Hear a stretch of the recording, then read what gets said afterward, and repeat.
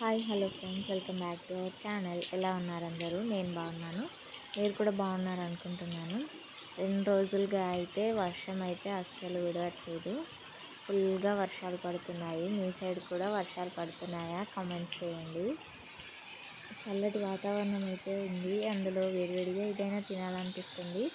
So మీ అందరికీ ఏం తినాలనిపిస్తుంది, ఏమేమి ఐటమ్స్ గుర్తుకొస్తాయి వర్షం పడుతుంటే? తప్పకుండా కామెంట్ చేయండి.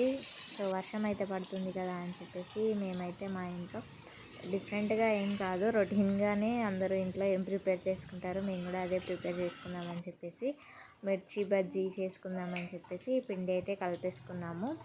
మిర్చి బజ్జీ చేయగా మిగిలిన పిండితోని మేమైతే ఆలు బజ్జీ ఇంకా పల్లీలతోని బజ్జీ అయితే చేసేసుకుంటున్నాము. చూడండి, మిర్చి బజ్జీ అయితే టెంప్టింగ్ అయితే మిర్చి బజ్జీ చేసేసుకున్నాము. మిర్చి బజ్జీ కంప్లీట్ అయిపోయిన తర్వాత వేడివేడిగా చాయ్ పెట్టుకొని మంచిగా వర్షాన్ని, ఆ వాతావరణాన్ని ఆస్వాదిస్తూ తినాలని అన్నీ అయితే సిద్ధం చేసేసుకుంటున్నాము.